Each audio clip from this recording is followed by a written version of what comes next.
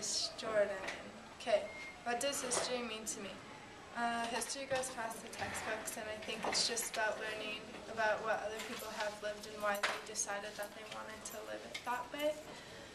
An influential person is Susan Burrell Anthony. She was born on February 15th, 1820.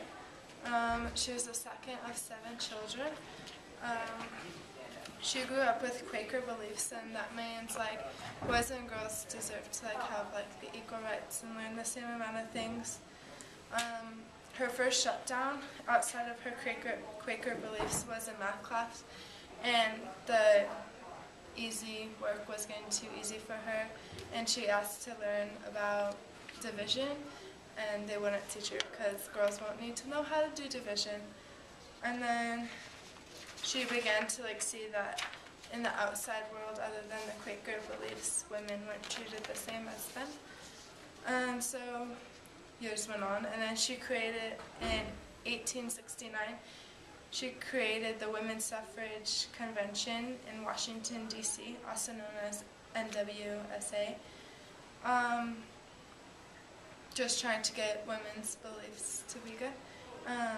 The 14th Amendment passed, and it didn't fully say that women weren't allowed to vote, but then the 15th Amendment passed, and it just said that women and black men were allowed to vote, so blacks had their rights now. On November 10th, 1872, she voted, and then on November 18th, she got arrested for voting because women weren't allowed to vote. And she got a bail fee, and she didn't pay it, and so it doubled, and now it's $100 to get out. And Henry R. Seddon, her lawyer, ended up paying her bail fee for her.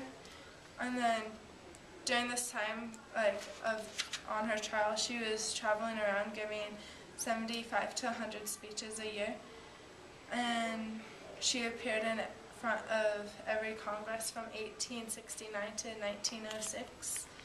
And then she met Elizabeth Cady Stanton on the way and ended up working with her, and Elizabeth would end up writing the speeches, and then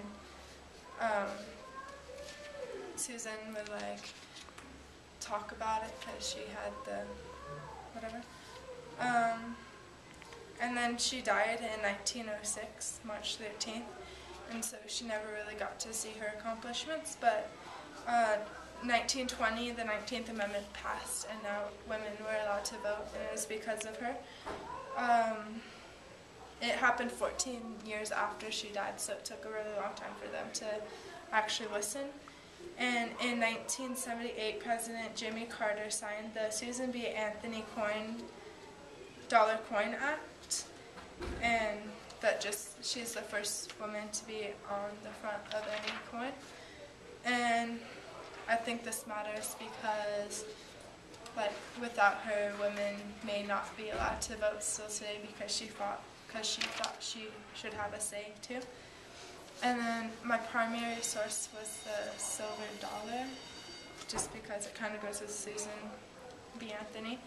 On the front, it's her, and then on the back, it is an eagle flying over the moon holding an olive branch, and it's in tribute to the Apollo 13. The first woman to be on the front of a coin or anything.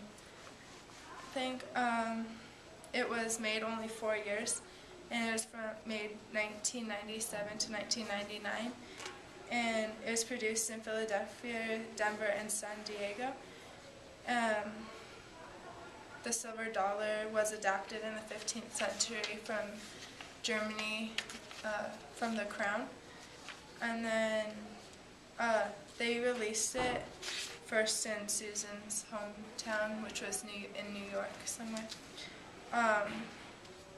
It matters because it's in memory of Susan and the Apollo 13.